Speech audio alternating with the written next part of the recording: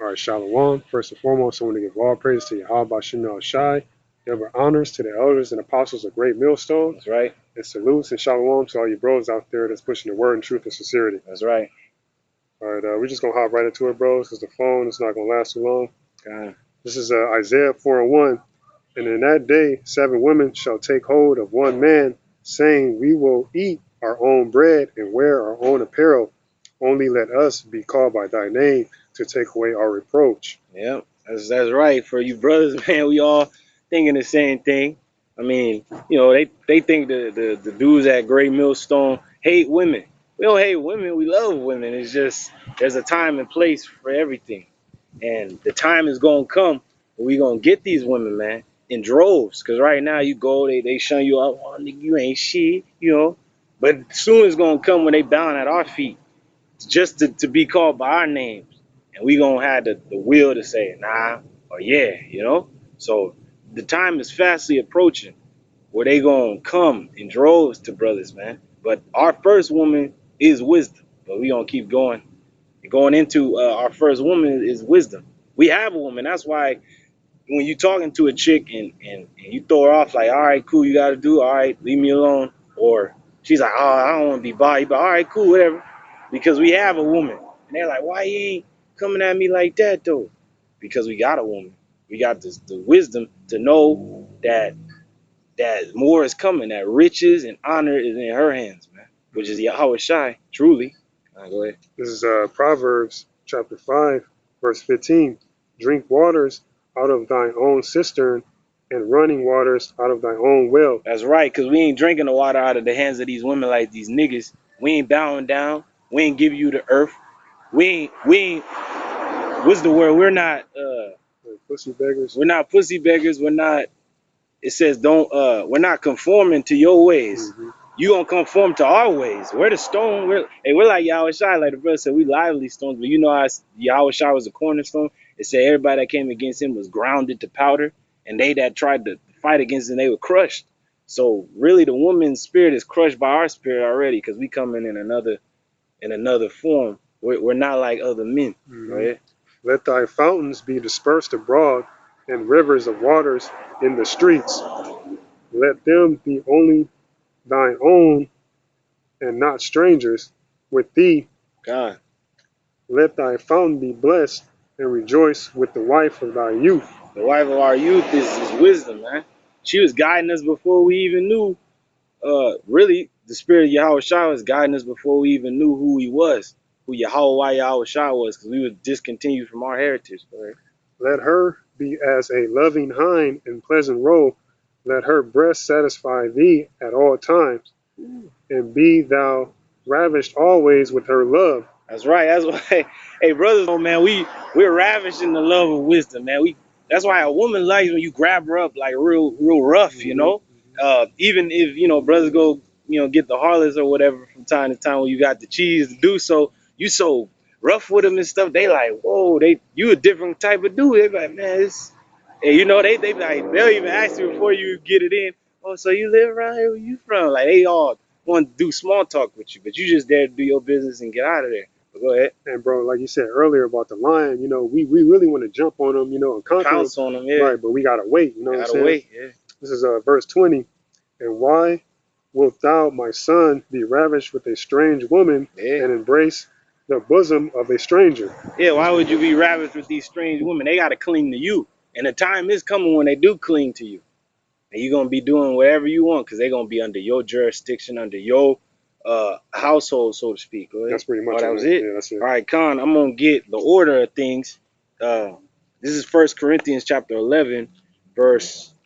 I'll start at 11 verse 3. It says, "But I will have you know that the head of every man is Yahweh Shai, and the head of the woman is the man." So wear your head, man. So when we come over to you, there's already a presence like overshadowing you, and you know that you gotta submit, but being in Esau's wicked old kingdom, you got a little leeway. That's cool, it's all right, because we got work to do, we got our own business to do, and eventually you're gonna come to us without us begging you. We ain't about to beg like the brother said. We ain't pussy beggars out here. We don't need it. We got another woman that we clinging to, wisdom. We ravishing her and being satisfied with her breasts always.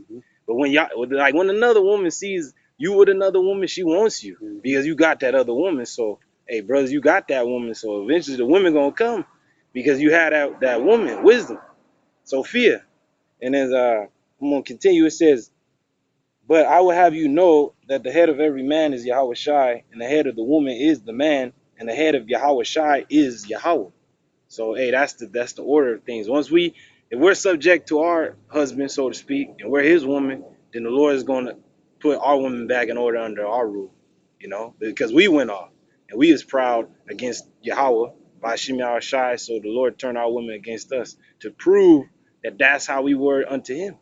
But he said, hey, I will come for you again. So we coming back for our women, man. They fucked up right now, but they gonna come searching for us, just like the men of the Lord is searching out Yahweh Shemi Shai, telling them, please come back, return unto us. Give us your name again. Yahweh, Yarshala, there it is. But I'm gonna jump to this 1 Corinthians chapter 11, verse 11. It says, well, I started 10. It says, well, I started 9. Dang, I started 8, man. It just gets too good. It's so much. It says, for the man is not of the woman. So we're not here for you. Because when Adam, Yahweh Shai, was naming all the creatures, he's without you. He had no woman at that time, but the Yahweh was like, hey, man should not be alone. We need to give him a helpmate.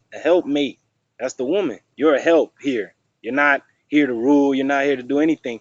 You're here to have your certain jurisdiction and rule whatever the man tells you to rule, the household specifically. Okay? It says, for the man is not of the woman, but the woman of the man. Neither was man created for the woman, but the woman for the man. But this cause ought the woman to have power on her head because of the angels. God, It says, nevertheless, neither is man without the woman.